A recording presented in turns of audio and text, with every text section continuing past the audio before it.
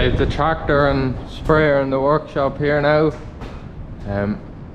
I done that bit of spraying that I done in the last video, and there was a few problems and leaks. We had a hard frost, and even though the sprayer was in the shed and it was emptied out, some fittings and some things just went on it. So I ordered the parts yesterday when I figured out what was wrong, and they were only small leaks, so I was able to keep spraying. But there's the likes of that got broke. I'm not actually sure, that's been like that for a while, but just get it working right. There's supposed to be a nozzle on it like that, so there will be one of these nozzles here going onto it, and I got some nozzles, and I have to find a few leaks, and there's a fitting this elbow here that goes on here where I have the cable tie. That got broken up, and there's a leak in this here where there must be an O-ring gone or something, leaking all around here. So nothing major, just getting it ready for the season. So I'm gonna take off this nozzle here for a start, and I'll take off this because this electrical yoke piece isn't working. It's for turning on the end two nozzles, but I'm just gonna keep the two nozzles on, so, and make it manual.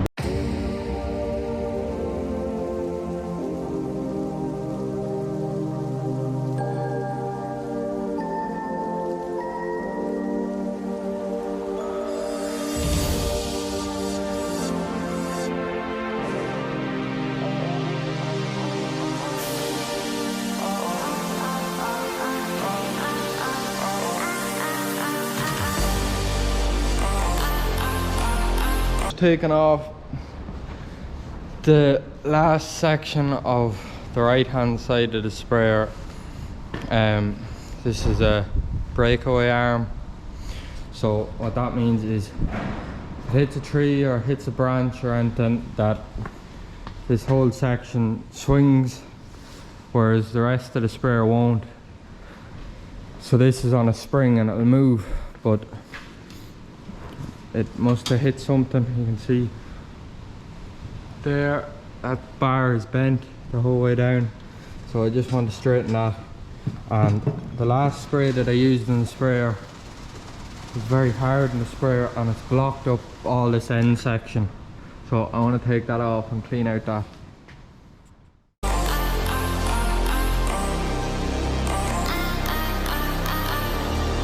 Out there now, so it's fairly simple. Take that out, just a few bolts, taking that out, so you can see there, maybe better this way, where that's bent in now. So I took that out so I could straighten this up, and if I can find a nice light bit of steel, what I'll do is kind of put a cover over this, so when you're in along the hedges, that the branches don't come in and break the nozzles, because that's sometimes what's happening. So I'm going to straighten this up here first.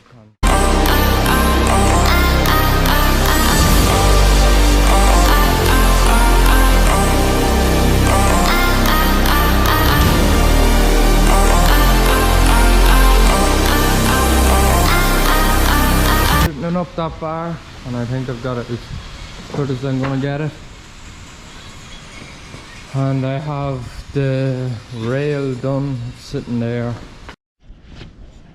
So I'm just doing the fitting on the back of the sprayer now that was broke, and when I was doing it I said I'd clear out the pipes, so you can see all that yellow stuff is old spray that's gone lumpy. Even though the sprayer was cleaned out at the end of last season, it just sat in the pipes and went all lumpy, so I've been blowing them pipes out with the airlines and getting a lot of stuff out. And the fitting off the bottom of that, there it is there, I broke one end of it trying to get it off, So I have it just sitting in boiling water to soften up the pipe, and then I'll try to pull it off again. And I am going to put a plate here along that, and Dad's gone to get the bit of plate for it. I couldn't find anything, so we're just, well, I did find a bit of tin, but it's all bent up, and it's easier to get something and do it right and it'll look good. So he's going to go get that, and then that'll put that on. So I'm going to put on this fitting and take off this other side, and I think while I'm in the workshop and have the air, I'm going to open the ends of all the pipes and blow them all out, just so there's no gunk sitting in any of them, and so the sprayer will run better, hopefully.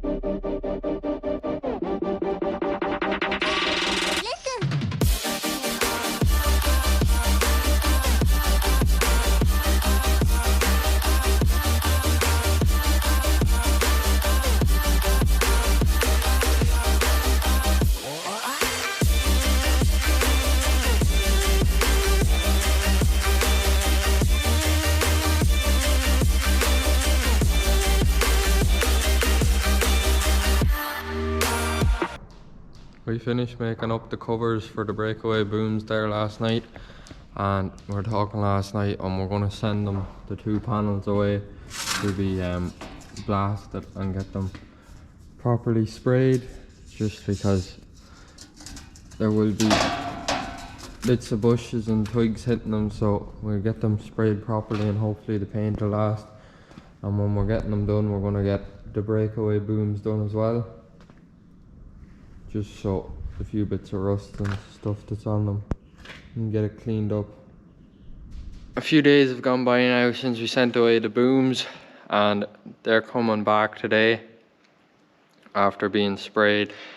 And we got in lights yesterday for the sprayer, so of Spalding's.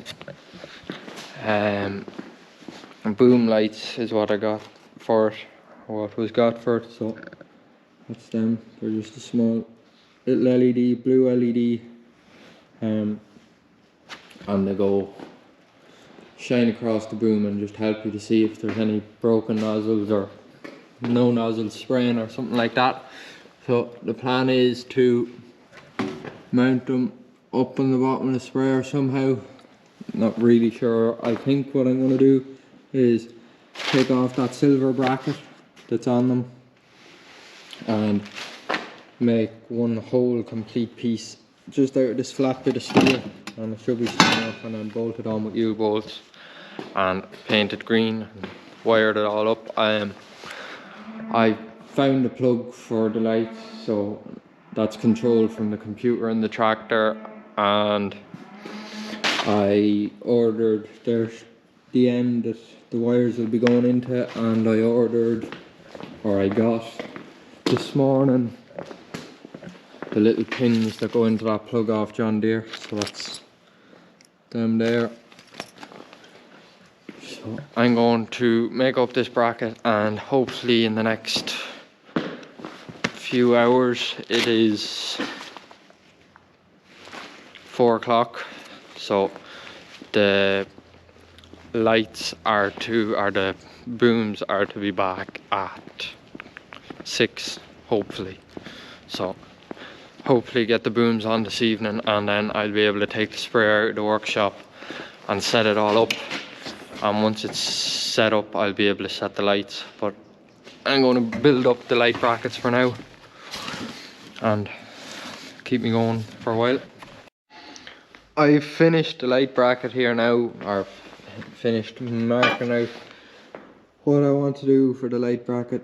It probably doesn't make much sense at the minute, but when it's done, I didn't film any of me making it because it was a lot of going back and measuring and drawing out.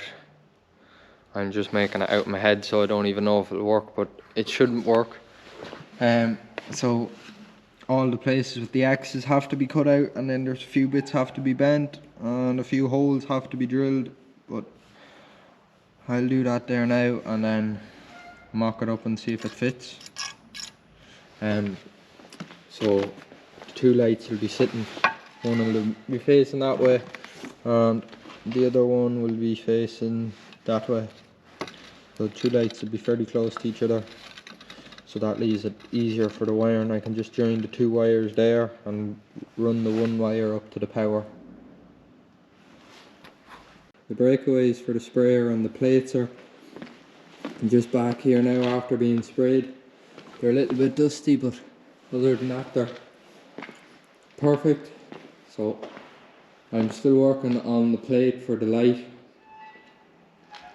so I'll do that up and spray it, and while it's drying I will put these on, get them reassembled and get them on, and then the sprayer will be as good as new, hopefully.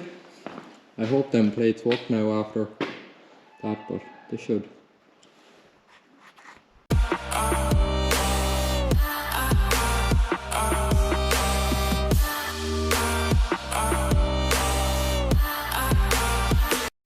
So